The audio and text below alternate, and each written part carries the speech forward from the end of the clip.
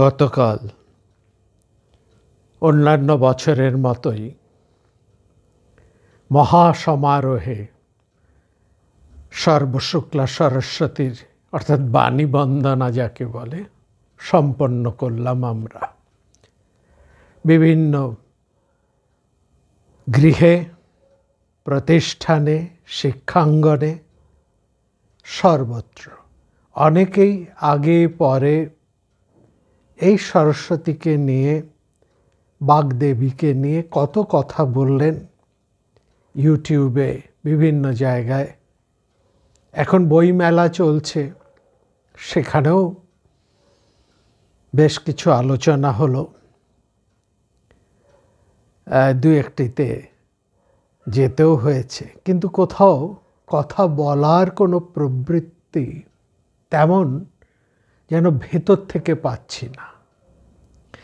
আমরাও তো সরস্বতীকে নিয়ে কম আলোচনা করিনি, যতদূর মনে পড়ছে। এই মুহূর্তে 4টি বড় বড় আলোচনা আপনাদের সঙ্গে এই চ্যানেলেই করেছি।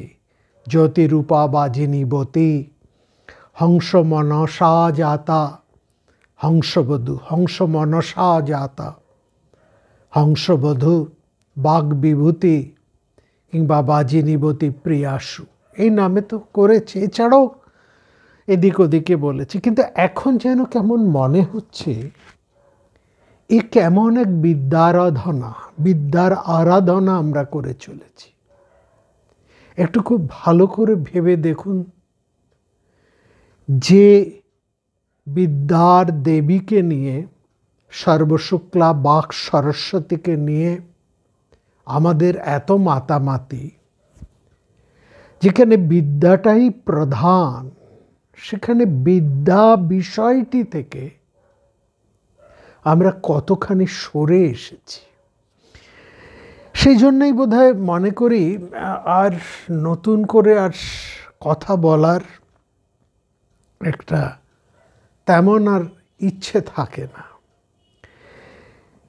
এই যে সরস্বতী, তাকে আমরা তো বৈদিক অবৈদিক সব ভাবনার মধ্যেই পাই। গত একটি পর্বে আমরা বলেছিলাম, যারা অশ্ব ভাবনার মধ্যে রয়েছে, অর্থাৎ বৈদিক ভাবনার মধ্যে রয়েছে, তাদের কাছে সরস্বতী যেমন গুরুত্বপূর্ণ, তেমনি অশ্বতর বলে যারা চিহ্নিত হয়েছেন, সেই অবৈদিক ধারার মানুষজন যারা সেই নাগ সম্প্রদায়ের, যারা এই ভারতবর্ষের প্রাচীনতম মানুষ, হ্যাঁ, সেখানে একটি কাহিনী আছে, যার মৎস্য পুরাণের মধ্যে আমরা বিশেষভাবে পাই। সেখানে এই সরস্বতীর সাথে বিদ্যার সম্পর্ক যতটা আছে, তার থেকে অনেকটা বেশি নৃত্য গীতের সম্পর্কটা রয়েছে। এইটা বিশেষ করে লক্ষ্য করবার মতন।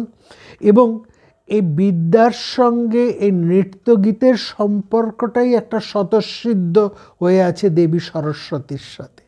সেখানে খুব পরিষ্কার করে বলা হচ্ছে, বেদা শাস্ত্রাণি সর্বাণি, বেদা শাস্ত্রাণি সর্বাণি, গীত নৃত্যাদিকঞ্চ যৎ না ভিন্নং ত্বয়া দেবী তথা মে সন্তু সিদ্ধয়া।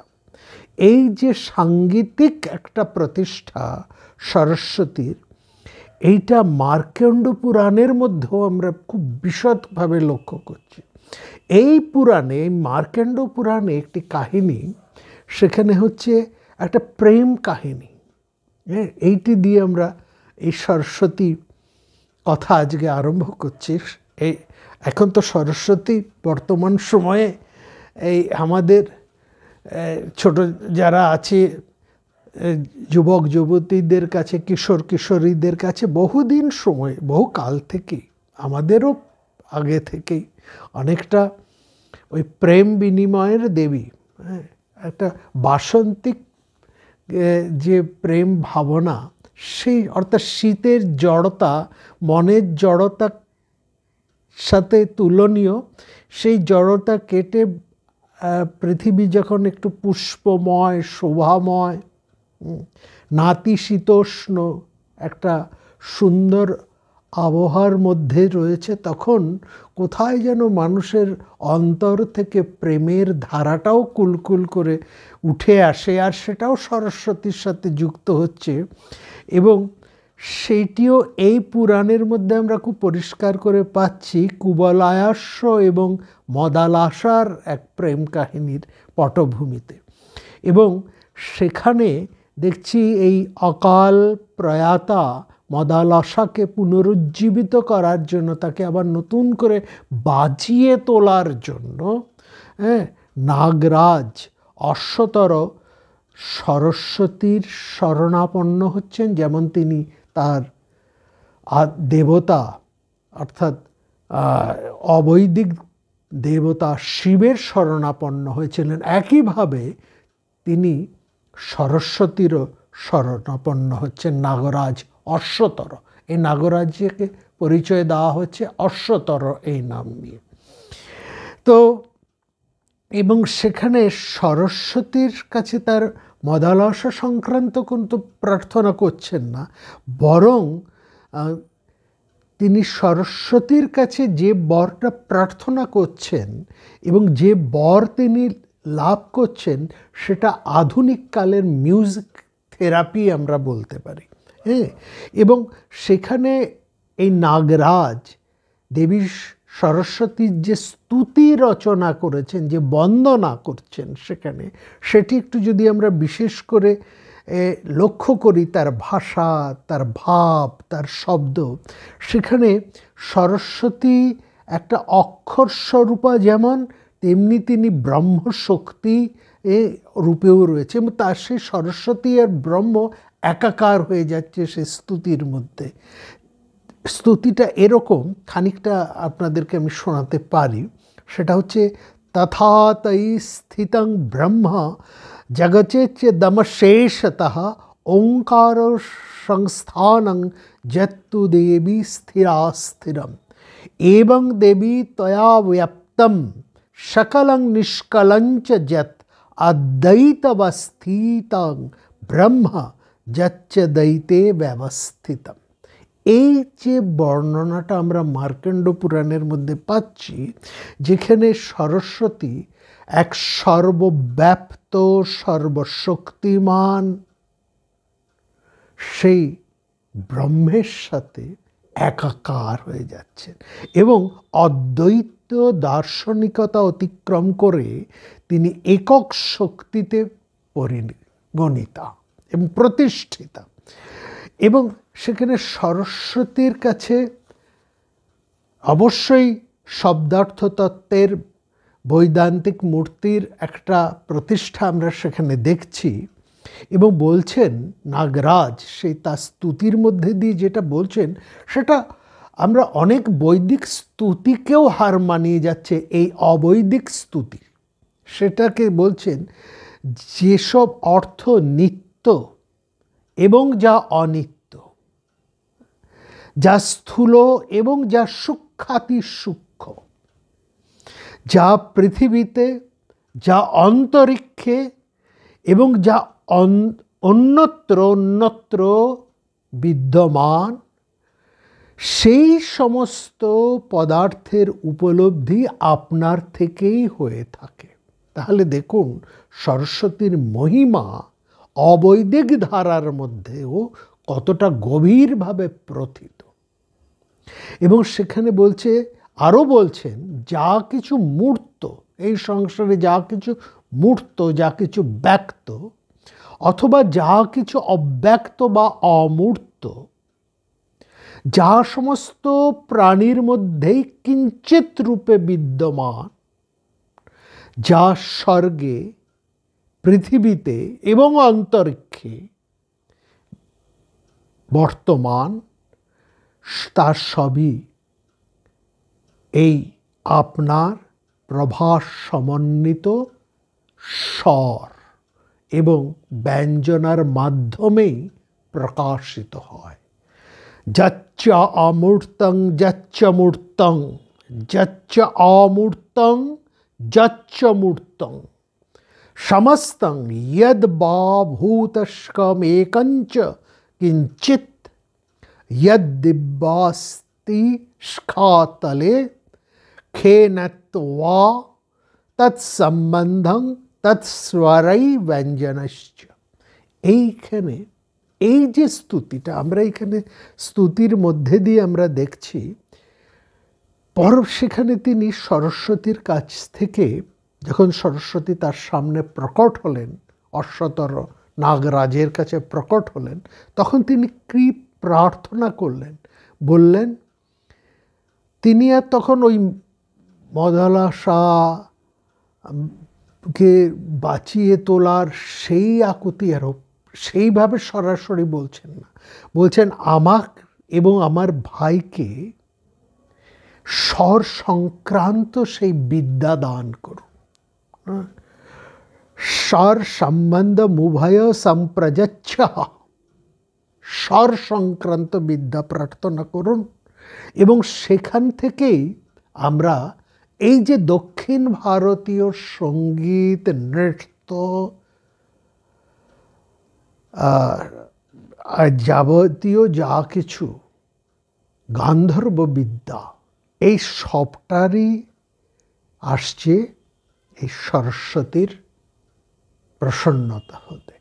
এইখানে আমরা দেখছি চতুর্বিধ পদ, তাল, লয়, জ্যোতি এবং তালের মাঝে যে ঝাঁঝ ইত্যাদির যে সম্পর্ক, এই সবটাই সরস্বতী দান করলেন মহারাজ অশ্বতরকে এবং তার ভাই কম্বলকে।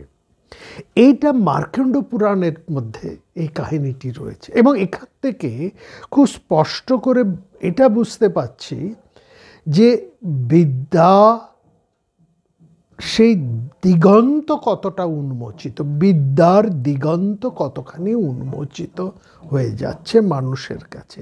এবং সরস্বতী সেখানে নৃত্য, গীত, বাদ্য, অভিনয়, এই সব কিছুর প্রার্থনাই কিন্তু সেখানে হচ্ছে। এবং সবচাইতে বড় মিউজিক্যাল থেরাপি, সঙ্গীতের যে সুরের যে একটা প্রভাব মানুষের মধ্যে কাজ করে, মানুষের এই নার্ভাস সিস্টেমের মধ্যে দিয়ে যে কাজ করে, সেটা খুব চমৎকারভাবে আমরা এই কাহিনীর মধ্যে পাচ্ছি। অর্থাৎ এই সম্পর্কে একটা ধারণা সেই যুগে সেই জ্ঞান পুরুষদের সেটা ছিল, সঙ্গীত বিশারদদের সেটা ছিল। এবং এই সঙ্গীত বা এই সুরের প্রয়োগের মধ্যে দিয়েও অসুস্থকে সুস্থ করে তোলা যায়, মুমূর্ষুকে আবার তাকে আবার স্বাভাবিকভাবে স্বাভাবিক জীবনে ফিরিয়ে আনা যায়। এইখানেই হচ্ছে সরস্বতীর বিরাট একটা জিনিস। এই যে সরস্বতী, তার তো অনেক রকমের আমরা কথা বলেছি। আসল কথা কি জানেন, সরস্বতী সম্পর্কে, এই এক দেবী সম্পর্কে, বাক এই সম্পর্কে, শ্রীদেব, বিদ্যা, কত কিছু ভাবে প্রকাশ, নৃত্য, তার মধ্যে এখন গান্ধর্ব বিদ্যা ইত্যাদি ইত্যাদি কত কি ধারা তার মধ্যে এসে যুক্ত হয়েছে। এ সম্পর্কে, অর্থাৎ এই সরস্বতী সম্পর্কে কথা বলে কিন্তু শেষ করা যায় না। দুটো স্পষ্টতর ভাগ আমরা কিন্তু এটা দেখতে পারি সরস্বতীর সম্পর্কে। একটি হচ্ছে বৈদিকদের ধারণা, আরেকটা হচ্ছে পরবর্তী বৈদিক পরবর্তী বা পৌরাণিক ধারণা। এটা মোটামুটি একটা ভাগ যদি করি, তাহলে যখন বৈদিক ধারণার মধ্যে যখন আমরা সরস্বতীকে দেখছি, তখন তার কোনো মূর্তি নেই। সরস্বতীর নামটাও সেই অর্থে, দেবী অর্থে সরস্বতীর নামটাও সেখানে কোনো বৈদিক সাহিত্যের মধ্যে নেই। কারণ খুব পরিষ্কার করে আমরা এটা বুঝতে পারি, সরস্বতী বা কেন কোনো দেবতারই ঠিক সেরকম মূর্তির প্রকাশ নিগম বা বেদের মধ্যে সেই অর্থে থাকে না। কারণ বেদ এই বিশ্ব সংসারের মধ্যেই সেই শক্তিকে অন্বেষণ করছে। তার যাবতীয় ক্রিয়াকর্ম, তার যাবতীয় ভাবনা সব কিছু এই বিশ্ব সংসারকে নিয়ে। বিশ্ব সংসারের সব কিছুর মধ্যেই সেই পরম এষণাকে, সেই পরম শক্তিকে, সেই দেবতার অন্বেষণ করছে বৈদিকেরা। সেই জন্য সরস্বতী সেখানে নদী রূপা। এই নদী অম্বিতমে দেবীতমে এই হিসাবে চলে আসছে। নদীতমে, নদীদের মধ্যে শ্রেষ্ঠা, মা জননীর মধ্যে শ্রেষ্ঠা, এবং নদী দেবীতমে, অম্বিতমে, নদীতমে, এবং মা জননীদের মধ্যে শ্রেষ্ঠা। দেবতাদের মধ্যে, সমস্ত স্ত্রী দেবতাদের মধ্যে তিনি শ্রেষ্ঠা। এবং শুধু স্ত্রী দেবতার মধ্যে কেন, সমস্ত দেবতাদের তিনি যেন ওই, যদি আপনারা শ্রী শ্রী চণ্ডীর মধ্যে যে আমরা সেখানে যে বাকসুক্ত আছে না, সেখানে সেই জায়গায় যদি দেখুন তাহলে সেখানে দেখছেন এই শক্তি সমস্ত দেবশক্তির জননী স্বরূপা, সমস্ত দেবশক্তি তার থেকেই সৃষ্ট হচ্ছে, তার থেকে অহং রাষ্ট্রে সঙ্গমণি, এইভাবে তিনি সমস্ত রাষ্ট্র ভাবনারও তিনি প্রতিষ্ঠিত, সব কিছুর মধ্যেই তিনি রয়েছেন শক্তিরূপে, বীর্যনে সহ, একেবারে সবার জননী রূপে। সমস্ত শক্তির উন্মেষ ঘটেছে তার জঠর থেকে, সব কিছুর প্রকাশ হচ্ছে তারই দেওয়া শক্তিতে, অর্থাৎ এই বাক বা কথা বলার শক্তিতে। এবং যাবতীয় যা কিছু বিদ্যা তার মূলেই হচ্ছেন তিনি। সুতরাং এইটা হচ্ছে আমরা দেখছি বৈদিক সময় এরকম একটা বিস্তৃত সরস্বতী নদীর মধ্যে দিয়ে। আর নদী, ভারতবর্ষ নদীমাতৃক দেশ, নদীর উভয় পাশে যারা বসবাস করে তাদের সমস্ত উৎকর্ষতা, এবং যেহেতু নদীমাতৃক দেশ, এবং সে কারণেই নদীমাতৃক দেশ কারণেই শস্য শ্যামলা, খাদ্যের জন্য বেশি কষ্ট করতে হয় না, সহজে উর্বরা জমি, সহজে খাদ্য মেলে। সুতরাং জীবনের অনেকটা সময় তাদের বাঁচে অন্য চিন্তা করার জন্য, গভীর কোনো তত্ত্বে প্রবেশ করার জন্য। এটা তো ঠিক, যে মানুষকে খাদ্য বস্ত্র আচ্ছাদনের জন্য সারাদিন বেশিরভাগ সময়টাই কাটাতে হয়, সে পরিশ্রান্ত হয়ে যখন রাত্রে ফিরে আসে হয়তো সে তার পুরোপুরি সবটা জোটেও না, তাহলে তার উচ্চ চিন্তা করবার সুযোগ কখন আসে? এইটা একটা। আর যেখানে মানুষের কাছে এই খাদ্য, বস্ত্র, জল এগুলো খুব সহজলভ্য হয়ে যায়, তখন মানুষের যে সময়টা বাঁচে সেই সময়টা দিয়ে সে মানুষ গভীর চিন্তা করতে পারে। সুতরাং যাবতীয় যা গভীর চিন্তা, যাবতীয় যা দর্শন, যাবতীয় তত্ত্ব এই সমস্ত নদী অববাহিকার মধ্যেই গড়ে উঠেছে, কোনো মরুভূমির প্রান্তরে কিন্তু হয়নি, কোনো পর্বত প্রস্তরে যেখানে কঠিন জীবন সেখানে হয় না, সেটা হয় না, এটা সত্যি। এবং সেই জন্য নদী অনন্যতা, তাকেই জননী রূপে, কারণ তিনি পালয়ত্রী, নদীর মানে শ্রেষ্ঠ সেকালে সরস্বতী, এবং তাকেই দেবীদের মধ্যে শ্রেষ্ঠ। এই কথা বলবার মধ্যে অতিরিক্ততা কিছু নেই, এটা খুব স্বাভাবিক। কিন্তু পুরাণের মধ্যে যখন আসছেন তখনই তাকে তার রূপ আসছে, তখন যা ছিল বাক, যা ছিল নদী, এই মাত্র যা ছিল বিশ্বের সমস্ত রূপের শক্তির মধ্যে, প্রাণবীর্যতার মধ্যে, পালনকারীর মধ্যে, তিনি তখন পুরোপুরি বিদ্যা এবং জ্ঞানের দেবীতে পরিণত হয়ে যাচ্ছে। বাগদেবতা সেখানে বিদ্যার একটি অংশ মাত্র। এইভাবে আমরা পরবর্তী পুরাণ কালেই তার প্রতিষ্ঠা আমরা সেখানে দেখতে পাচ্ছি। এবং মহাভারতের মহাভারতের সময় যেহেতু আমাদের মূল ভাবনা মহাভারত নিয়েই, সুতরাং আমরা মহাভারত নিয়ে যারা একটু কাজকর্ম করি, একটু পড়াশুনো করি, সেখানে আমরা দেখছি যে এইখানে মহাভারতে দেবী সরস্বতী তিনি কিন্তু একেবারে পূর্ণা বাগদেবী, জ্ঞানের দেবী হয়ে গেছেন, এবং তিনি পূর্ণ দেবীর রূপে প্রতিষ্ঠিত, এবং সেটি বিদ্যার দেবী। দেখুন যাজ্ঞবল্কের জীবন কাহিনী আমরা মহাভারতের মধ্যে পাচ্ছি।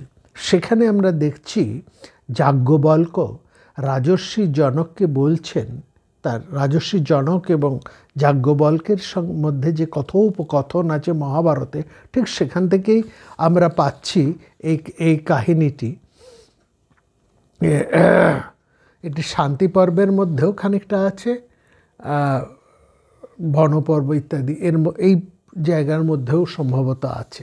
সেখানে বলছেন একসময় আমি ঋষি যোগ, নিয়ম, আচার, তপস্যা ইত্যাদি করতে করতে সূর্যের কাছে উপস্থিত হই। কারণ সূর্যের কাছ থেকে তো যাজ্ঞবল্ক তার উপনিষদিক যে জ্ঞান সেটি লাভ করেছিলেন। তো যাই হোক, আমি আমার তপস্যায় তুষ্ট হয়ে তিনি আমাকে, অর্থাৎ সূর্য দেব যাজ্ঞবল্ককে নির্দেশ দিলেন যে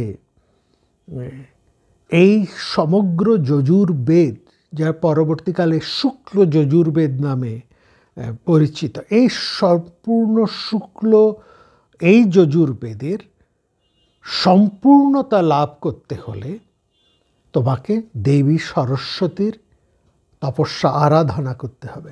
কারণ তিনি একমাত্র তোমার মধ্যে প্রতিষ্ঠিত হয়ে তোমাকে এই বিদ্যা সম্পর্কে চরম উপলব্ধি দান করবে। যতক্ষণ না তিনি তোমার মধ্যে প্রতিষ্ঠিত হচ্ছেন, ততক্ষণ পর্যন্ত তুমি এই বিদ্যাকে সম্পূর্ণভাবে আত্মস্থ করতে পারবে না। অর্থাৎ এই বিদ্যাকে সম্যক রূপ ধারণা করতে হলে সরস্বতীকে তোমার নিজের হৃদয়ের মধ্যে প্রতিষ্ঠা করতে হবে। সরস্বতা বাগভূতা শরীরং তে প্রবক্ষ্যতি। এই কথাটা কতটা তাৎপর্যপূর্ণ একটু দেখুন। একটা হচ্ছে মুখস্থ বিদ্যা, বিদ্যা দু ধরনের সাধারণ অর্থে। একটি হচ্ছে মুখস্থ বিদ্যা, আমরা সবাই মুখস্থ করি মানে না বুঝে। হ্যাঁ, খুব চমৎকার একটা গল্প ঠাকুরমশাই আমাদের এই প্রসঙ্গে বলতেন। সেটা হচ্ছে একটি বাচ্চা, হ্যাঁ, তারা বিড়ালকে বলতো মেকর।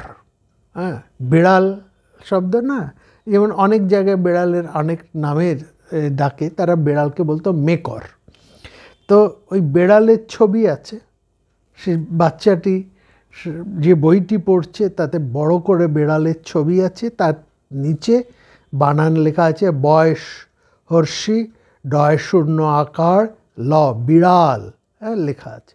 এবার ওই বাচ্চা মেয়েটি পড়ছে বয়স শূন্য বয় হর্ষি ডয় আকার ল মেকর, হ্যাঁ, বা মেকুর, বয় হর্ষি, হ্যাঁ, ডয় শূন্য আকার ল মেকুর। অর্থাৎ সে বানান করছে বিড়াল, কিন্তু ছবিটা দেখে সে বলছে মেকুর। ওই ব্যাপারটা হচ্ছে আমাদের ওই যে মুখস্থ বিদ্যা হচ্ছে ঠিক এরকমের। মুখস্থ আমরা করে যাই, তার অর্থটা আমাদের কাছে স্পষ্ট হয় না। ওপর ভাষা জ্ঞান যাকে বলে, সেটাই হচ্ছে মুখস্থ বিদ্যা। আরেকটি হচ্ছে অন্তস্থ বিদ্যা, যেখানে বিদ্যা নিজেকে প্রকাশ করে, প্রকাশিত হয়, তার সম্পূর্ণ রস, অর্থাৎ দুধ খাওয়া আর দুধ হজম করা, এই ব্যাপারটা যেখানে ঘটে। অর্থাৎ বিদ্যা অর্জন এবং সেই অর্জিত বিদ্যাকে হজম। শুধু যারা বিদ্যা অর্জন করে তারা ভয়ঙ্কর, তাদের কাছে যাওয়া যায় না। আর সেই বিদ্যা যখন হজম হয়, তারা তখন একটা অপূর্ব, তাদের কাছে বসলেই মন প্রাণ জুড়িয়ে যায়। একটা তফাৎ, সেই তফাৎটা খুব চমৎকার করে এখানে মহাভারত স্বয়ং যাজ্ঞবল্কের চরিত্র বিশ্লেষণ করে এখানে বলছেন। কাহিনীটি আরেকটু এগোই তাহলে বুঝবেন। সেখানে বলছেন যে সূর্য বললেন, এই সরস্বতী যখন তোমার হৃদয়ের মধ্যে প্রবেশ করবেন, তখনই তোমার এই শুক্ল যজুর্বেদের ধারণা তোমার সম্পূর্ণ হবে। হ্যাঁ, এই গলাটা বলার পরে সরস্বতী ধীরে ধীরে যাজ্ঞবল্কের শরীরের মধ্যে প্রবেশ করলেন। এবং যে সরস্বতী একটু একটু করে প্রবেশ করিলে যাজ্ঞবল্কের শরীরের ভেতরে যাজ্ঞবল্ক্যের মধ্যে একটা দহন, একটা জ্বালা অনুভব হলো। হ্যাঁ, তিনি বলছেন এই যে একটা যেন ভীষণ তার তেজ, তিনি যেন একেবারে সেই অনেক লঙ্কা খেয়ে ফেললে যেরকম একটা জ্বালা হয়, এরকম একটা জ্বালা হচ্ছে, একটা জ্বালা, একটা তাপ উদ্গীরণ হচ্ছে। একেবারে লাল হয়ে উঠলেন যাজ্ঞবল্ক্য সরস্বতী প্রবেশ মত। সূর্য বললেন, তুমি আর একটু সহ্য করো, সহ্য করো, আর একটু সহ্য করো, এই 3 বার বললেন। সহ্য, এবং তারপরেই যাজ্ঞবল্ক্য তিনি একেবারে স্তব্ধ হয়ে রইলেন এবং সূর্য আস্তে আস্তে যাজ্ঞবল্ক্যকে মার্তণ্ড তাকে এই আশীর্বাদ এবং উপদেশ দিয়ে ধীরে ধীরে তিনি অস্তাচলে গেলেন। যাজ্ঞবল্ক্য সেই জ্বালা, বিদ্যার জ্বালা, বিদ্যার তেজ তিনি আর সহ্য করতে পারলেন না, তিনি ঝাঁপিয়ে পড়লেন জলে। সূর্য অস্তাচলে গেল, জলের মধ্যে থেকে শীতল জলে যাজ্ঞবল্ক্যর শরীর যেন খানিকটা শান্ত হলো। যাজ্ঞবল্ক্য জল থেকে উঠে শরীরে শান্ত স্নিগ্ধ সরস্বতীকে হৃদয়ে বহন করে ফিরে এলেন। তারপর তিনি ধ্যানে বসলেন সরস্বতী, এবং সেই সরস্বতীর ওঙ্কারধ্বনি সম্পূর্ণ সেই যজ্ঞ, সেই বেদের মধ্যে দিয়ে, সেই যজুর্বেদের মধ্যে দিয়ে এক মূর্তিময়ী হয়ে প্রকাশিত হলো যাজ্ঞবল্ক্যের সামনে। যাজ্ঞবল্ক্য কৃতজ্ঞতায় আভূমি নত হয়ে সরস্বতী এবং সূর্যের উদ্দেশ্যে অর্ঘ্য দান করলেন। এই তারপরেই তিনি ভক্তি নম্র চিত্তে সরস্বতীর পাদদেশে উপবিষ্ট হয়ে সম্পূর্ণ করলেন তার শতপথ ব্রাহ্মণ, পরিশিষ্ট সহ শতপথ ব্রাহ্মণ। তথা শতপথং কৃষ্ণং সরহস্যং সংগ্রহম চক্রে পরিশেষণঞ্চ হর্ষেণ পরমেণ। এই জায়গাটাই শুধু বোঝার। প্রথম যতক্ষণ বিদ্যাকে আমরা গিলি, হ্যাঁ, যেটা মুখস্থ বা বিদ্যা গেলা, এই গেল্লা সেটাতে আমাদের মধ্যে একটা জ্বালা তৈরি করে। সেই জ্বালাতে আমাদের মধ্যে একটা ভয়ঙ্কর একটা শ্লাঘা, একটা কীরকম যেন অভিমান এরকম হয়। অনেক বড় বড় তেজময় ব্রহ্ম জ্ঞানী পুরুষদের দেখবেন কি তাদের তেজ, কি অহংকার, কি দৃপ্ত পদচারণা। আর যাদের হজম হয়েছে, হ্যাঁ, তাদের মধ্যে দেখবেন কি বিনয়, কি নম্রতা, তাদের কথা শুনলেও প্রাণ জুড়িয়ে যায়। এই জায়গাটাই মহাভারত বুঝিয়ে দিচ্ছেন, মুখস্থ বিদ্যা এবং অন্তস্থ বিদ্যা। এই যে সরস্বতীর এই ভাবনা, সর্বশুক্লা আলোকময়ী তিনি, হ্যাঁ, সে এইখানে সরস্বতীর এই ভাবনার মধ্যে আমরা তাকে কিভাবে পাচ্ছি? একেবারে তিনি বাগ, বুদ্ধি, বিদ্যা এবং জ্ঞানের মূর্ত প্রতীক। তাহলে এটা তো ঠিক, যারা বিদ্যার আরাধনা করেন, যারা বিদ্যা চর্চা নিয়ে থাকেন, যারা জ্ঞান চর্চা করেন, অর্থাৎ যারা এই পড়াশুনো নিয়ে থাকেন, তাদের মধ্যে তো অভিমান বলে কোনো জিনিস আসবে না, আসতে পারে না, কারণ বিদ্যা বিনয়ক দদাতি। তাহলে যাদের মধ্যে অভিমান, বুঝতে হবে, যারা কথায় কথায় নিজেকে জাহির করতে চান, প্রকাশ করতে চান, এটা বুঝতে হবে বিদ্যা তাদের হজম হয়নি। এবং সেখানে বলা হচ্ছে মানুষের সমস্ত বিদ্যা, সমস্ত কবিতা, কাব্যশক্তি, মেধা, প্রতিভা এবং স্মৃতি, এই সব কিছুই হচ্ছে সরস্বতীর আশীর্বাদ। এই সব কিছুর মধ্যেই তার অবস্থান। কি সুন্দর একটি প্রার্থনা মন্ত্র আছে না, সেখানে মৎস্য পুরাণের মধ্যে রয়েছে সেটি, সর্বপূজ্যং সর্ববন্দাং চন্নাং মত্তো নিশামায়া वाग बुद्धि विद्या ज्ञानाधिष्ठात्री च परमात्मनः सर्व विद्या स्वरूप या सा च देवी सरस्वती सा बुद्धि कविता मेधा प्रतिभा स्मृतिदा नृणम। এই যে মানুষের যে সিদ্ধান্ত নেবার ক্ষমতা, এই যে তর্ক যুক্তির মাধ্যমে মানুষ যে একটা সিদ্ধান্তে উপনীত হয়, এই যে সিদ্ধান্ত নেবার ক্ষমতা, মানুষের এই যে দার্শনিকতা বা দার্শনিক বুদ্ধি, তার বিচার বিবেচনার শক্তি, তার ব্যাখ্যা করবার ক্ষমতা, এই সবটাই হচ্ছে সেই দেবীর স্বরূপ। তিনিই হচ্ছেন এই সব কিছুর মধ্যেই অবস্থিত এবং জ্ঞানের রূপও একটা শুভ বুদ্ধি সম্পূর্ণ হয়ে আছে। এবং সেখানেই দেবী ভাগবতের মধ্যে দেখবেন তার সেই সর্বশুক্লত্ব এই অর্থেই প্রতিষ্ঠিত, শুদ্ধ সত্য স্বরূপাচ সুশীলা শ্রীহরিপ্রিয়া হিমচন্দন কুন্দেন্দু কুমুদাম্ভোজ সন্নিভা। এখানে সে প্রাচীন সময় থেকেই যদি আমরা দেখি, একেবারে প্রাচীন সময় থেকে, তাহলে আমরা দেখব সরস্বতী বা যেখানে যা বিদ্যা সেখানে সরস্বতীর নাম উচ্চার হোক বা নাই হোক, এটা বড় কোনো কথা নয়। যেখানে জ্ঞানের প্রকাশ, যেখানে বুদ্ধির প্রকাশ, মেধার প্রকাশ, সেখানেই তার উপস্থিতি, এই বিদ্যার রূপিণী তিনি, এইভাবেই সেখানে দেওয়া হচ্ছে। এইখানে দেখুন এই জায়গার মধ্যে আমরা খুব প্রাচীন সময় এই যে যাজ্ঞবল্ক্যের কথা বললাম, এই যাজ্ঞবল্ক্যের কথা, সেখানে ব্রহ্মজ্ঞানী পুরুষ তিনি অল্প বয়সে ধনসম্পদে কিন্তু একটা খুব বিভাগী বইয়ের এরকম মনোভাবাপন্ন ছিলেন না, এটা লক্ষ্য করা। এবং ধনসম্পদকে ঠিক সঠিক প্রয়োজনে তিনি ব্যবহার করেছেন। তার কাছে ধনসম্পদ হচ্ছে সেটাই, তার ব্যবহারটা হচ্ছে ঠিক সেখানেই, এই জায়গাটা বোঝার।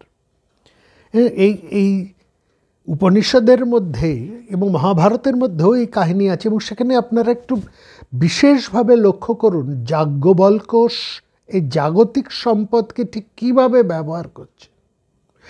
এবং সেখানে তিনি বৃহদারণ্যক এই উপনিষদের মধ্যে সেখানে আমরা দেখছি যে রাজর্ষি জনক, যিনি দার্শনিক একজন শ্রেষ্ঠ, যার জন্য তাকে রাজর্ষি বলা হয়, সেই সভাতে শ্রেষ্ঠ ব্রহ্মজ্ঞানীকে সোনা বাঁধানো কতগুলো শিংওয়ালা, কতগুলো নয় 100 গাভী দান করা হবে, এই ঘোষণা করা হয়েছে। সেখানে অন্যান্য পণ্ডিতরা সবাই চুপ করে বসে আছেন, কারণ জনক বলেছেন যিনি এই উপস্থিত সবার মধ্যে শ্রেষ্ঠ ব্রহ্মজ্ঞানী তিনি এই সোনা বাঁধানো শিংওয়ালা 100 গাভী তার জন্য তিনি নিয়ে নিন। তখন যাজ্ঞবল্ক্য, সভা যখন নিশ্চুপ, তখন যাজ্ঞবল্ক্য উঠে দাঁড়িয়ে তার শিষ্যকে বলছেন, ওহে গরুগুলো আমার আশ্রমে নিয়ে যাও। আমি তখন তাকে জিজ্ঞেস করলো, ওহে যাজ্ঞবল্ক্য, তুমি কি নিজেকে শ্রেষ্ঠ ব্রহ্মজ্ঞানী বলে মনে করছো? যাজ্ঞবল্ক্য উত্তর দিলেন, তার উত্তরটা শুনুন। এই একজন প্রকৃত শিক্ষিত মানুষের মধ্যে দুটো জিনিস থাকে, একটি হচ্ছে ভয়হীনতা, কোনো রকম তিনি ভয় করেন না, রাষ্ট্রশক্তিকেও ভয় করেন না, সঙ্গে সঙ্গে এই মানুষের মধ্যেও স্বভাবজাত রসবোধও কিন্তু থাকে, অনুপম রসবোধ। তিনি বলছেন, আমি ব্রহ্মজ্ঞানী শ্রেষ্ঠকে নমস্কার করছি, আমার দরকার ওই গরুগুলোকে, আমি সেই জন্য নিয়ে যাচ্ছি। নমো বয়ং ব্রহ্মিষ্ঠায় কুর্মা গোকামা বয়ম।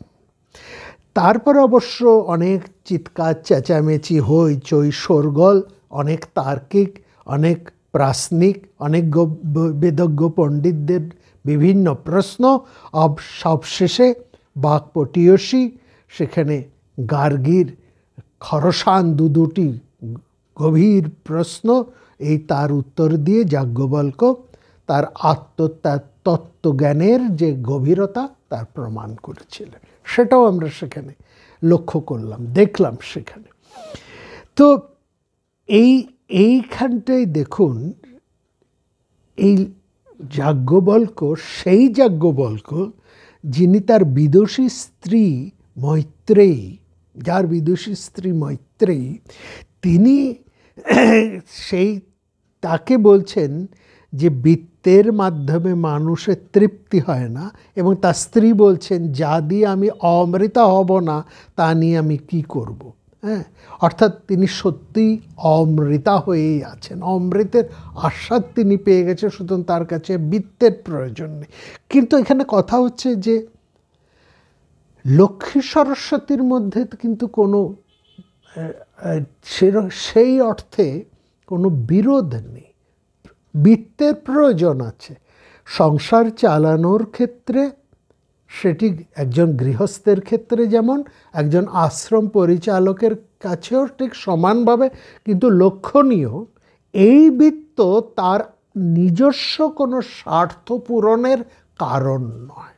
তিনি নিজে কিন্তু এই বিত্তাসক্ত হতে, বিত্তের সর্বপ্রকার আসক্তি হতে, শুধু তাই নয়, এই বিত্ত যাবতীয় যা কিছুর আসক্তি থেকে তিনি সম্পূর্ণ মুক্ত।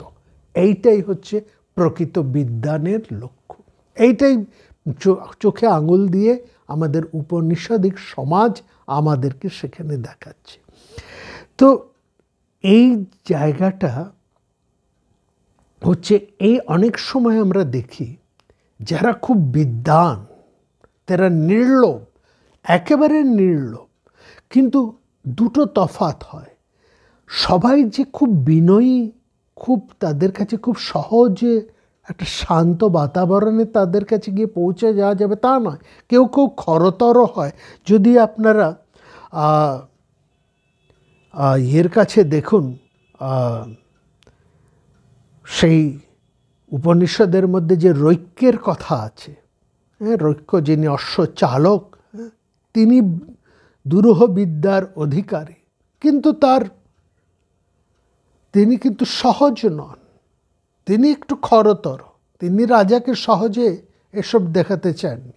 তিনি একেবারে চরমটিকে নিজে গ্রহণ করে তবেই তার আত্মতত্ত্বের কথা সেখানে প্রকাশ করেছে। অর্থাৎ এই জায়গায় আরেকটাও আমরা উদাহরণ দেখি, যে এই ডায়োজেনিসের কথা যদি আমরা বলি, গ্রিক দেশ, তিনিও কিন্তু তিনি নির্লোভ, কিন্তু নির্ভীক, কিন্তু খরতর, বাক্যের খরতর।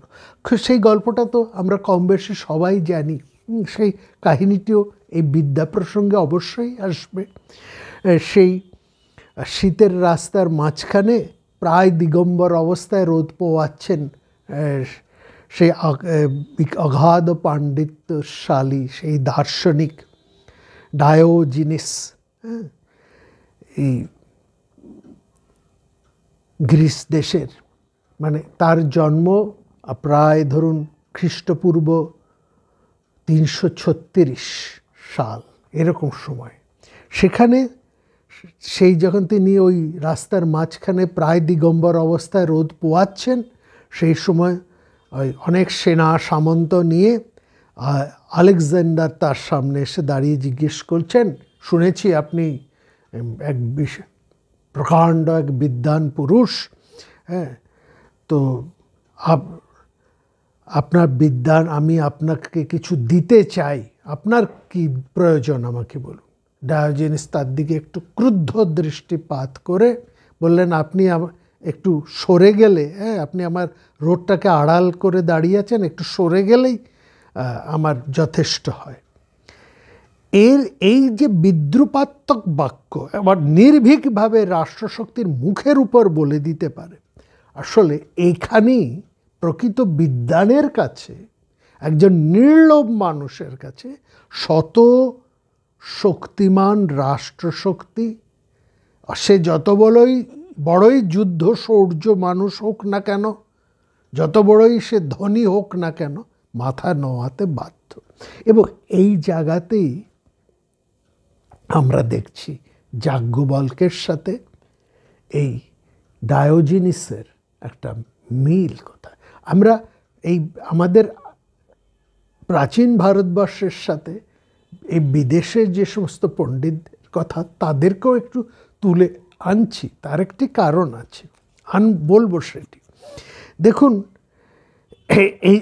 এই যে এখন আমরা দেখি এই যে বিদ্যাস ব্যাপারটি, বিদ্যা চর্চা, সরস্বতী তো বিদ্যা চর্চা, সেজন্য সব ঘরে যেখানেই একটু পড়াশুনো হয়, বিশেষ করে একটা ফাইনাল পরীক্ষা দেবে, স্কুল জীবনের প্রথম ফাইনাল পরীক্ষা বা ইত্যাদি স্কুলে পড়ছে, সেইখানে একেবারে অভিভাবক খুব ধুমধাম করে সরস্বতীর পুজো করে, যাতে তার সন্তানটি উতরে যায়। এই উতরানোর জন্য সরস্বতীর কাছে তাদের বড়ই আকুলতা।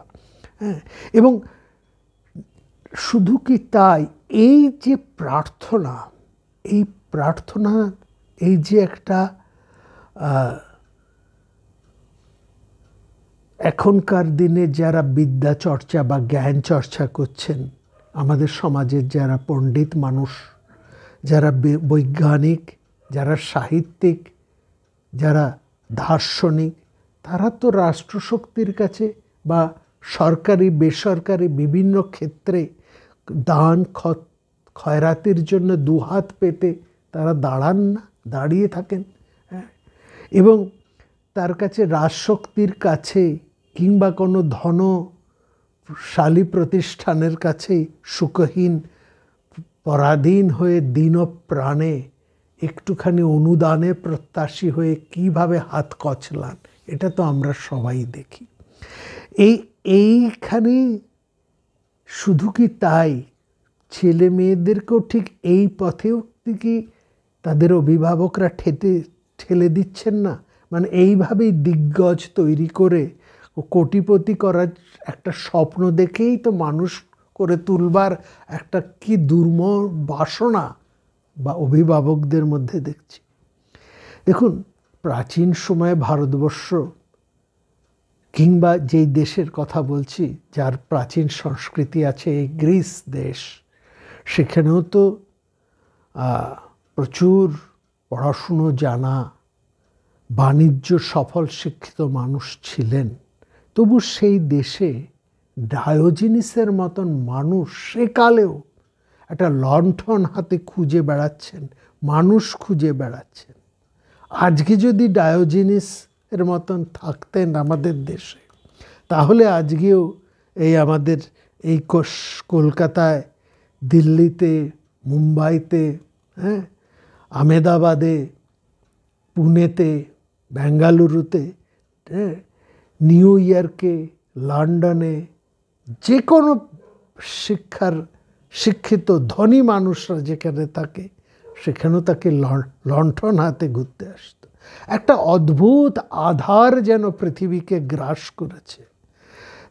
কত দামি দামি গেজেট, কত দামি দামি বিদ্যার একটা তাদের আয়ত্তের মধ্যে রয়েছে, বিদ্যা বিপণীর তারা সমস্ত উৎপাদন দ্রব্য, কিন্তু তাদের কতটা রিক্ত, কতটা মেরুদণ্ডহীন, কতটা তারা প্রত্যাশী, কতটা ভয়ভীত।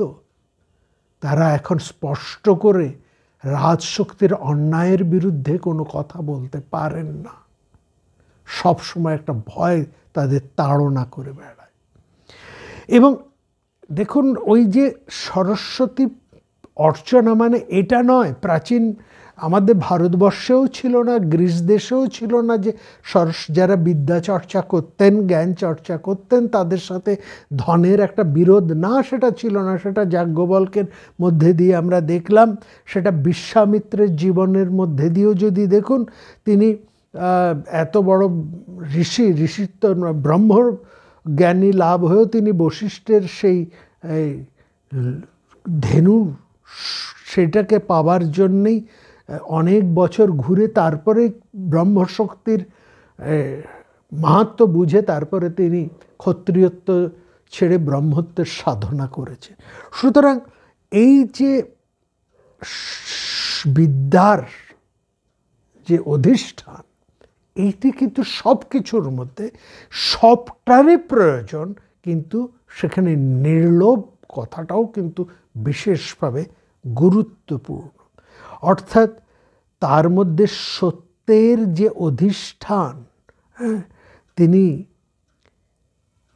এই সমস্ত জ্ঞান, সমস্ত ধন, সমস্ত যুদ্ধাঙ্গনের শক্তি এবং ঋত এবং সত্যকে যিনি মানুষকে দান করেন, তিনি হচ্ছেন সেই বিশ্বরূপা সরস্বতী।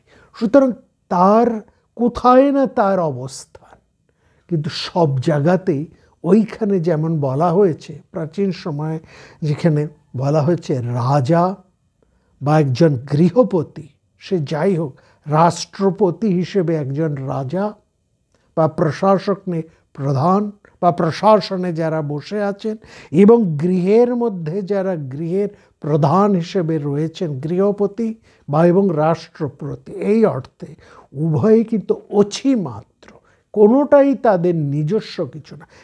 এটি আমার গৃহ, এটি আমার সংসার, এর যাবতীয় সম্পদ আমার না, তুমি কেবলমাত্র এর রক্ষাকর্তা, এবং তুমি এই সব জিনিসকে রক্ষা করবে, পালন করবে, বিবর্ধন করবে, এবং পরবর্তীর হাতে দিয়ে তুমি রিক্ত হাতে বিদায় নেবে। এটি উভয়ের ক্ষেত্রেই কিন্তু সত্য। রাষ্ট্রপতির ক্ষেত্রেও সত্য, অর্থাৎ একজন রাষ্ট্র নায়কের ক্ষেত্রেও ঠিক যেমন সত্য, একজন গৃহস্থের ক্ষেত্রেও ঠিক তেমনই সত্য। উভয়ে কিন্তু অছিমাত্র, এবং এইখানেই বিদ্যার প্রতিষ্ঠা। বিদ্যা এই বুদ্ধিটুকু, এই কাণ্ডজ্ঞানটুকুই, যার এই কাণ্ডজ্ঞান আছেন তিনি প্রকৃত বিদ্বান। এইটি হচ্ছে বস্তু। এখানে আমরা দেখছি যে এই সমস্ত বিদ্যা চর্চার মধ্যে মানুষের মধ্যে একটা কীরকম ভয়, হ্যাঁ। সুতরাং এবার এই যারা এই বিদ্যাকে নিজেদের একটা ব্যক্তিগত সম্পদ বলে মনে করেন, অর্থাৎ এই বিদ্যার যাবতীয় ক্ষেত্রকে যারা কুক্ষীভূত করে রাখতে চান এবং অর্থের মাধ্যমে যা তারা বাণিজ্যিকরণ করে চলেছেন, তারা এই অসহিষ্ণু। শুধু তারা তাই নয়, তারা আসুরি সম্পদেরই সাধনা করে চলেছেন, এবং এদের বিদ্যাটা হচ্ছে বাণিজ্য বিদ্যা, এবং এরা ভয় পায় সব রকম সৎসাহসকে, সমস্ত রকম সৎসাহসিক কর্মকাণ্ডকে, এবং সমস্ত বাস্তবতাকেই এরা অস্বীকার করে।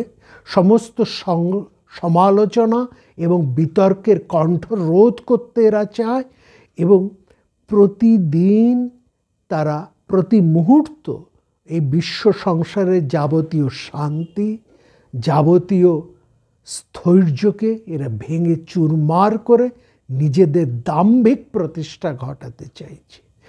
এইখানেই ঈশা উপনিষদের কথাটা খুব পরিষ্কারভাবে কেন কি প্রযুক্ত হয়ে ওঠে এদের ক্ষেত্রে।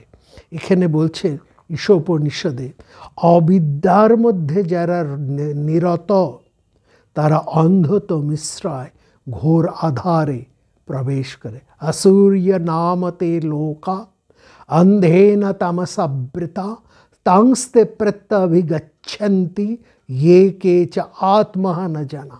आत्महन मन आत्मघाती, তারা যেন নিজেরা আত্মঘাতী, নিজেরাই নিজেদেরকে আত্মহত্যা করে চলছে। ওই উপনিষদে দেখুন আরেকটি শ্লোক একেবারেই এই জায়গাটাকে, এই বর্তমান অবস্থাটাকে কি চমৎকারভাবে তুলে ধরছে। সেখানে বলছে অন্ধং তামা প্রবিশন্তি, অন্ধং তামা প্রবিশন্তি ये আবিদ্যম উপাসতে তয় ভূয় ইবেতে তমো ইয়ু বিদ্যায়ং রতা। যারা এই বিদ্যা চর্চার মধ্যে রয়েছে তারা, এই কি চমৎকারভাবে এখানে বলছেন, যারা এই অবিদ্যাকে মাথায় তুলে ধরেছেন তারা একটু একটু করে অন্ধকারের মধ্যেই তারা প্রবেশ করে যাচ্ছেন। এই অন্ধকারে প্রবেশের যে হাতছানি সেটাকে এরা এড়াতে পারছেন না, এবং এটাকেই তারা মনে করছেন তাদের একেবারে সার্থকতা। যত তারা অন্ধকারে যাচ্ছে, যত তারা ওই অর্থ গৃহীতার মধ্যে, ওই লোভের মধ্যে ডুবে যাচ্ছে, ওই পাকের মধ্যে ডুবে যাচ্ছে, ততই তারা যেন নিজেদেরকে সার্থক বলে মনে করছে। এবং এই যে অন্ধকার, এই যে তমসের মধ্যে তারা একে একে ডুবে যাচ্ছে, ফলে তারা নিজেদেরকে যে কিভাবে বিচ্ছিন্ন করে ফেলছে, এবং কি ভয়ঙ্কর একটা পরিবেশ রচনা করে ফেলছে, যার শিকারও এরা নিজেরা।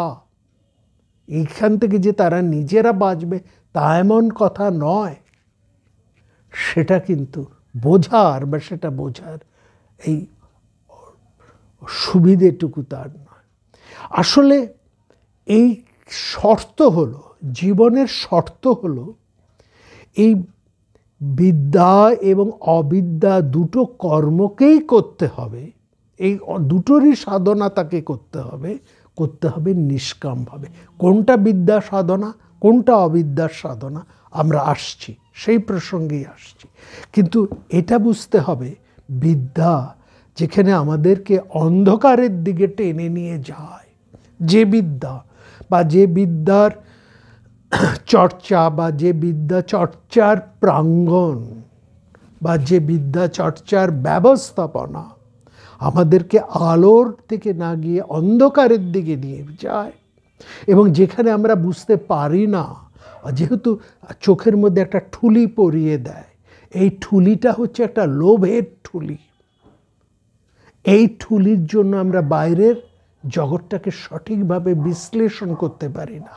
ওই লোভের ঠুলির মধ্যে দিয়ে যা দেখানো হয়, যা বোঝানো হয়, অনেকটা সে হীরক রাজার দেশের এই মস্তিষ্ক ধোলাই, এই তার মধ্যে দিয়ে সব ছেলেগুলো, বাচ্চা বাচ্চা ছেলেগুলো যেমন যেমন সেই পণ্ডিতের নির্দেশ একবারে অক্ষরে অক্ষরে বিনা প্রতিবাদে পালন করে যায়, আমাদের সুকুমারমতি সমস্ত ছেলে মেয়েরাও কিন্তু ওই একই পথে ছুটে চলেছে।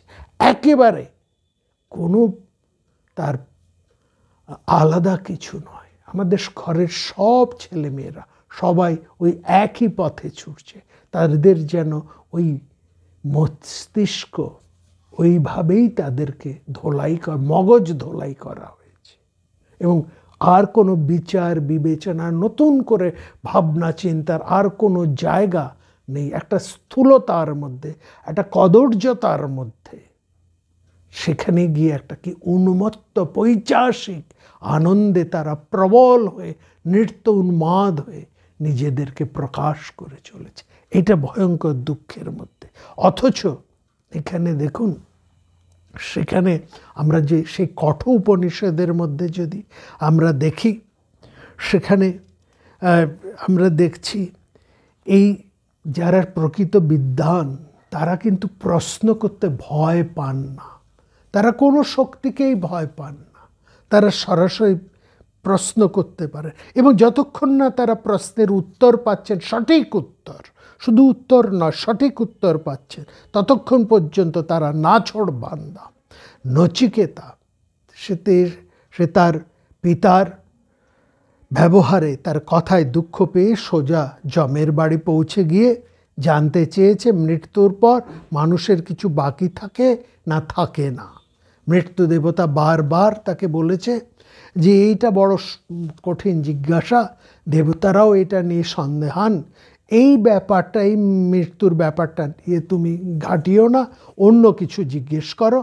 আর শুধু তাই নয়, মৃত্যু জিজ্ঞাসু নচিকেতাকে তিনি অন্য কিছু উপঢৌকন দিতে চেয়েছেন যাতে সে তার ওই প্রশ্ন থেকে সরে আসে। হ্যাঁ, ওই নারী, নৃত্যগীত, সুরা, অনেক কিছু, অর্থ,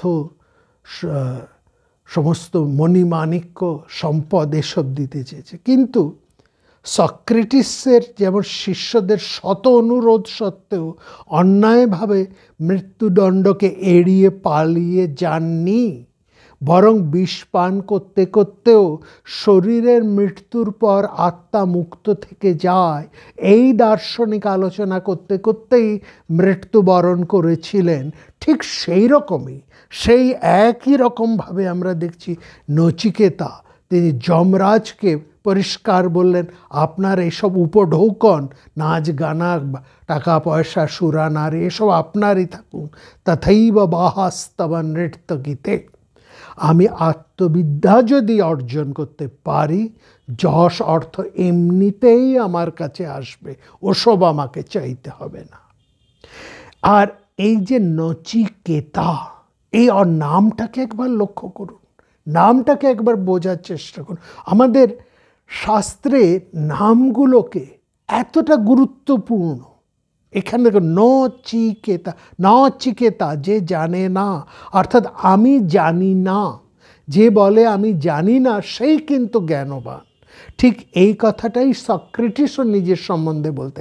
আর নচিকেতার ওখানে দেখুন, তার মানে আমি জানি না মানে one who has not known, এই হচ্ছে নচিকেতার শব্দের অর্থ।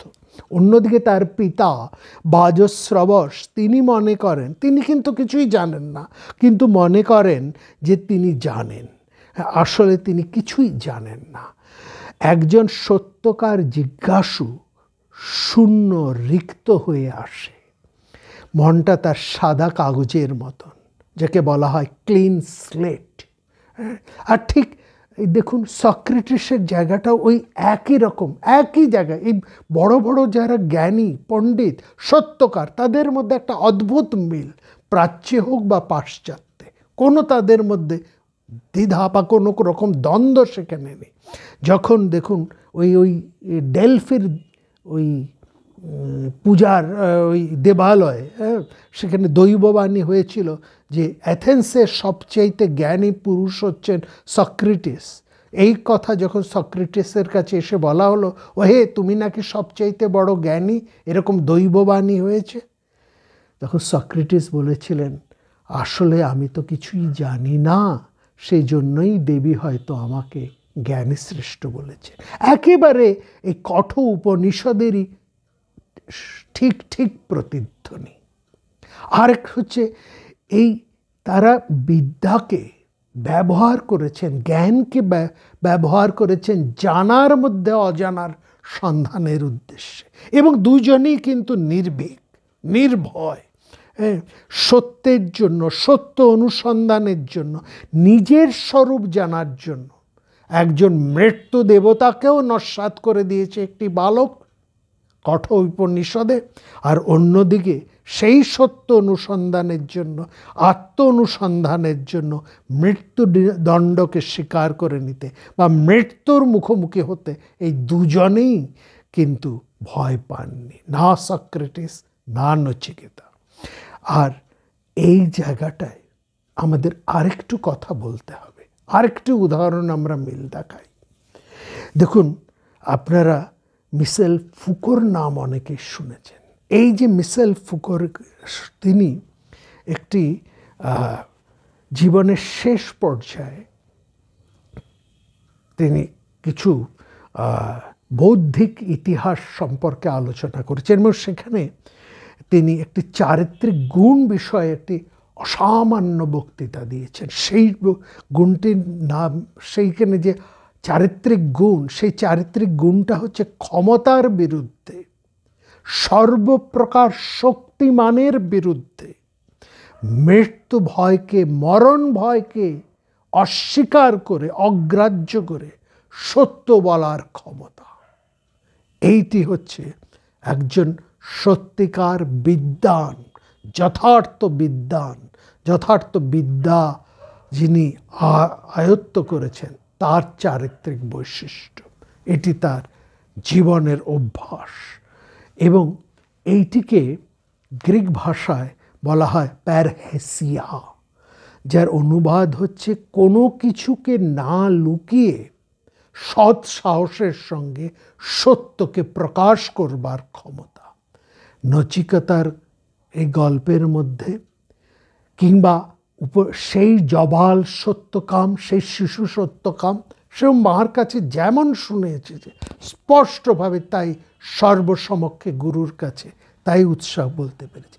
এই নির্ভীক সত্য কথনের যে নৈতিকতা, এটি একজন যথার্থ জ্ঞানীর লক্ষণ, যার মনটা শুদ্ধ, স্পষ্ট, সাদা কাগজের মতন, ক্লিন স্লেট।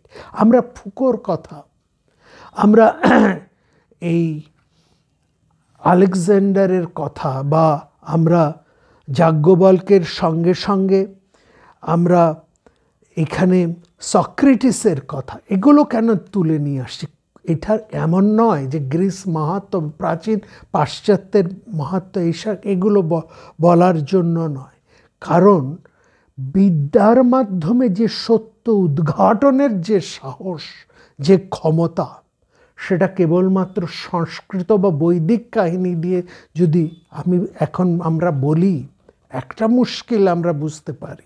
একটা হয় যে আধুনিক যারা জ্ঞান চর্চা করেন, পড়াশুনো যারা করেন, তারা ভাবে ও সংস্কৃতের এসব কথাবার্তা বলছে, ও বেদের এসব গল্প, পুরাণের কাহিনী বলছেন, ও সব গোজামিল আছে। তারা এইটুকু মধ্যে অতটা গুরুত্ব দেন না। কিন্তু একটু পাশ্চাত্য অনুপান যদি তার মধ্যে মেশানো থাকে, তাহলে তারা একটু মনোনিবেশ করে শুনতে চান। এই জন্যেই আমরা আমাদের প্রাচীন ভারতের আদর্শের সঙ্গে সঙ্গে গ্রিসের বা এই ফুকোর কথাও আমরা একটুখানি তুলে আনলাম, এইটুকুই মাত্র। এই যে সার্থক বিদ্যা, এই যে সার্থক বিদ্যা বা জ্ঞান চর্চা, এটাকে বলা হচ্ছে আধ্যাত্মিক যজ্ঞ।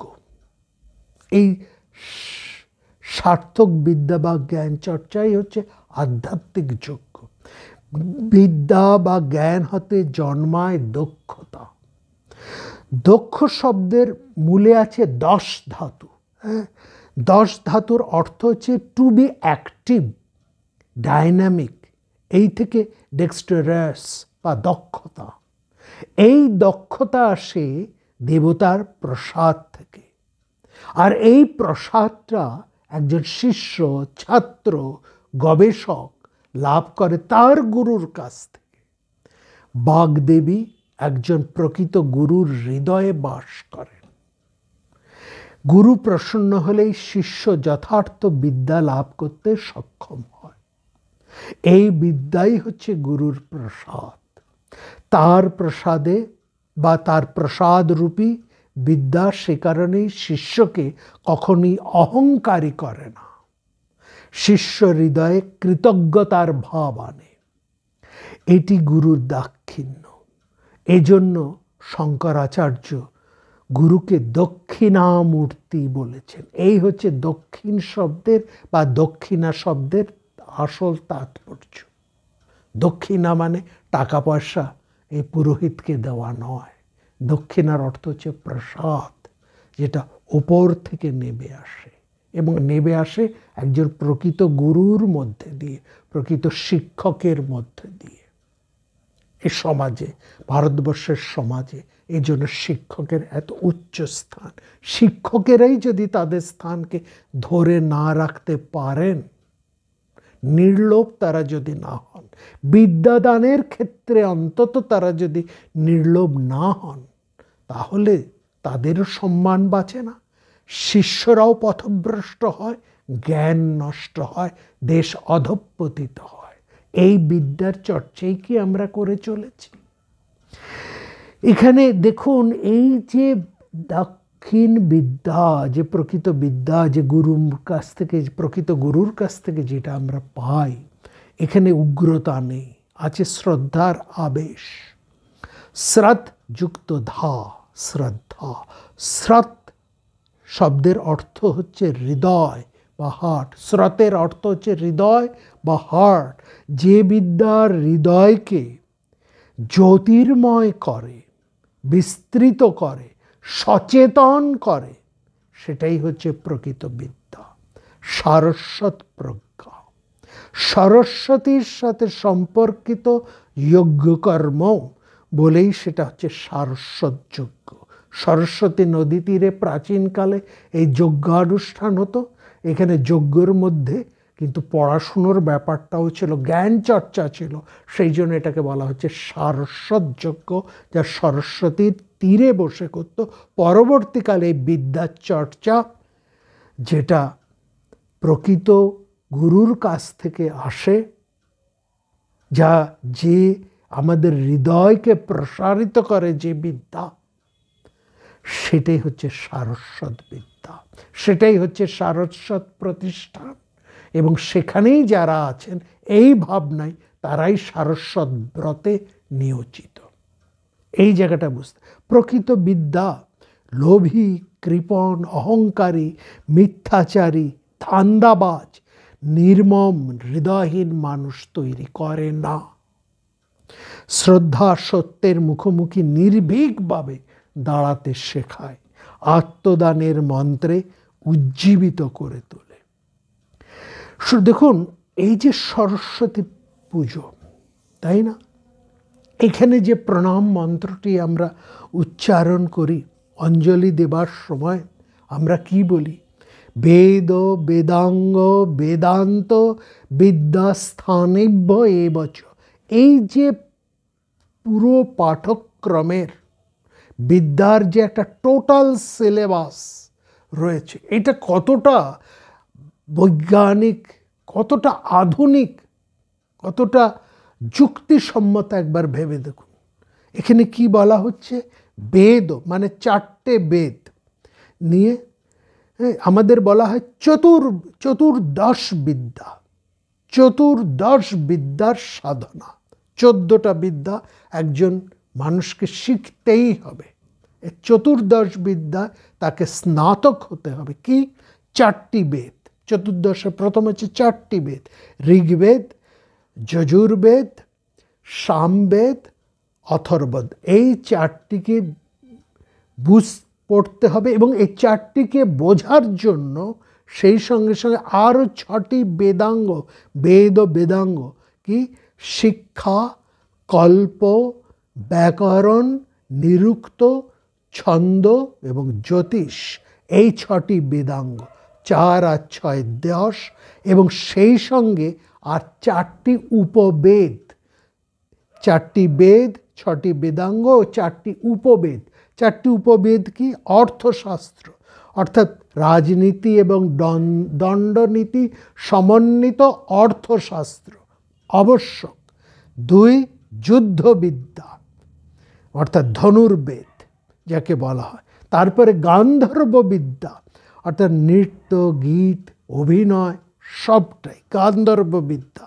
এবং আয়ুর্বিদ্যা, অর্থাৎ চিকিৎসা বিজ্ঞান। এই চতুর্দশ বিদ্যার অধিকারী হতে হবে, তবেই সে একটা বিদ্যা স্নাতকত্ব লাভ করে। এই চতুর্দশ বিদ্যা সম্পর্কে, সুতরাং এই অঞ্জলি দেবার সময় আমরা এখনো প্রার্থনা করি বেদ বেদাঙ্গ বেদান্ত বিদ্যাস্থানৈব্য এবচ।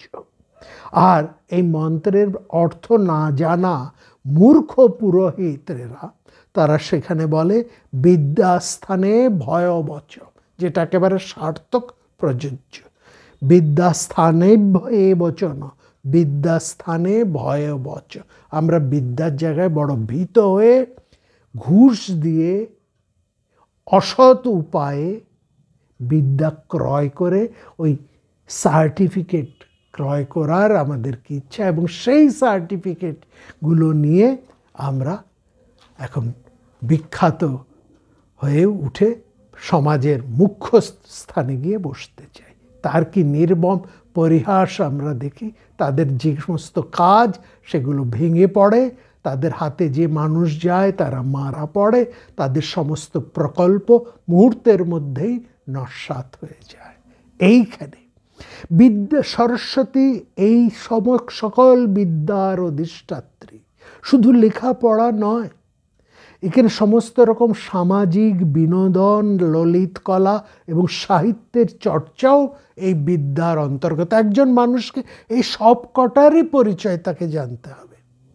ঈশ উপনিষদে, যার কথা আমরা বলছিলাম প্রথমে, সেখানে বিদ্যা অবিদ্যা দুইয়ের কথাই কিন্তু সেখানে বলা হয়েছে। বিদ্যা চা বিদ্যাং যা তং উভয়ং সাহা আবিদ্যায়া মৃত্যুং তীর্থা বিদ্যায়া অমৃতম অশ্নুতে। বলছে বিদ্যা, আবার এই যে সাংসারিক যে সমস্ত কাজকর্ম, যাগ যজ্ঞ ইত্যাদি যাবতীয় সাংসারিক যত কাজকর্ম, টাকা পয়সা অর্জন ইত্যাদি, সংসার প্রতিপালন, এই সব কিছু, সেইটা হচ্ছে অবিদ্যা। এই দুটোকে জেনেই একজন মানুষ অমরত্ব, অর্থাৎ যজ্ঞ কর্মের দ্বারা, সাংসারিক কর্মের দ্বারা সে অমরত্ব লাভ করে, এবং বিদ্যার দ্বারা সে নিরঙ্কুশ, সে আনন্দকে লাভ করে। এক জায়গায় হচ্ছে অমরত্ব, আর এক জায়গায় হচ্ছে তার মোক্ষ। দুটোই মানুষের আকাঙ্ক্ষা, দুটোই সে লাভ করে বিদ্যা এবং অবিদ্যার চর্চার মধ্যে দিয়ে। এই জায়গাটা বিশেষ করে বোঝার, সাংসারিক জ্ঞানটাও তার প্রয়োজন এবং মোক্ষ সাধনার জ্ঞান চর্চাও তার জীবনে প্রয়োজন। অর্থাৎ কর্ম বা প্র্যাকটিস তাকে করতে হবে, থিওরি আর প্র্যাকটিস, পেশার সাথে তার প্রজ্ঞাকে মেলাতে হবে, উদ্ভাবনী প্রতিভা এবং সাথে তার চিরায়ুর মধ্যে যা সে পড়াশুনো করে এসছে, তার সে জ্ঞান, তার শাস্ত্রের, তার সঙ্গে একটা ব্যালেন্স তাকে তৈরি করতে হবে। এটার জন্য তাকে সচেষ্ট থাকতে হবে। সুতরাং এই বিদ্যার চর্চা যখন যদি না থাকে, সেটা যদি আমরা না দেখি, তাহলে তো এই সরস্বতীর আরাধনা নিরর্থক হয়ে যায়। একটা কাহিনী বলে শেষ করি। এই কাহিনীটি আপনারা অনেকেই হয়তো জানেন। লুডউইগ উইটগেনস্টাইন, যিনি এই বিংশ শতাব্দীর অন্যতম শ্রেষ্ঠ দার্শনিক বলে পরিচিত, লুডউইগ উইটগেনস্টাইন, তাকে তার ছাত্র তাকে জিজ্ঞেস করেছিলেন যে আপনার দেখা শ্রেষ্ঠ বিদ্বান কে, তার কথা আপনি আমাদেরকে বলুন। একটুকু না থেমে লুডউইগ উইটগেনস্টাইন সঙ্গে সঙ্গে বললেন, দেখুন জীবনে আমি অনেক প্রতিভাবান, অনেক জিনিয়াস দেখেছি, কিন্তু মানুষ দেখিনি, মানুষ বড় কম দেখেছি। সেটা বলতে গিয়ে তিনি একটি গল্প শুনিয়েছিলেন তার ছাত্রদেরকে। বলছে লন্ডন শহরে ঘর ভাড়ার জন্য উইটগেনস্টাইন সারাদিন ঘুরছেন। যেখানে যেখানে ঘর ভাড়ার বিজ্ঞাপন পেয়েছেন সেই কাগজ নিয়ে নিয়ে সেই ঠিকানায় তিনি ঘুরে ঘুরে বেড়াচ্ছেন, এবং যেখানেই যাচ্ছেন সেখানে গিয়ে জানতে পারলেন যে ওই যে বিজ্ঞাপন দেওয়া হয়েছিল সেই ফাঁকা ঘর আর ফাঁকা নেই, অলরেডি ভাড়া দেওয়া হয়ে গেছে, অলরেডি রেন্ট বসানো হয়ে গেছে সেখানে। শেষ বাড়িটিতেও তিনি যখন বিফল হয়ে ফিরে আসছেন, তখন সেই বাড়ির যিনি লেডি, গৃহকর্ত্রী, তিনি যেন একটুখানি দয়া পরবশ হয়েই জিজ্ঞেস করলেন, আপনাকে কি এক কাপ চা দেব, আপনি চা খাবেন? ওই লেডির, ওই গৃহকর্ত্রীর পেছনে বসেছিলেন সেই বাড়িরই ওনার, গৃহকর্তা, ল্যান্ডলর্ড। তিনি একটি খবরের কাগজ পড়ছিলেন, মুখটা তার খবরের কাগজে ঢাকা। সেই অবস্থাতে অর্থাৎ কাগজ না সরিয়েই তিনি সঙ্গে সঙ্গে বললেন, don't ask, serve him A cup. জিজ্ঞেস করো না, তাকে চা দাও। হিউগেস্টেন বলেছেন, এই মুখ না দেখা মানুষটাই হচ্ছেন একজন মানুষ। এই যে বিদ্যাসাগরকে নিয়ে আমাদের এত মাতামাতি, তার মৃত্যুর 200 বছর পার হয়ে যাবার পর কত উন্মাদনা, এখনো প্রত্যেক বছর তার কত স্মরণ, বিদ্যাসাগর মেলা ইত্যাদি ইত্যাদি কত কি হয়ে চলেছে। যে বিদ্যা তাকে দয়ার সাগরে পরিণত করেছিল, সেখানে তাকে স্মরণ যারা করছেন, তারা কি কেবলমাত্র নিজেদের মুখ, নিজেদের প্রচারটাই করতে চান, নাকি সত্যকারভাবে বিদ্যাসাগরের বিদ্যার অংশভাগ হতে চান, তার দয়ার হৃদয়টাকে, তার দয়াবান হৃদয়ের তাৎপর্যটাকে এতটুকু অনুধাবন করতে চান? এইটাই হচ্ছে আমাদের প্রকৃতভাবে বোঝার। এখান থেকে আমরা যেন সরে না যাই। বড় ভয় হয়, আমরা আমাদের ছেলে মেয়েরা, আমাদের ভবিষ্যৎ কোন বিদ্যার আরাধনা করে চলেছি। একটু ভাবতে হবে, একটু থামতে হবে, একটু নিশ্চয়ই ভাবতে হবে।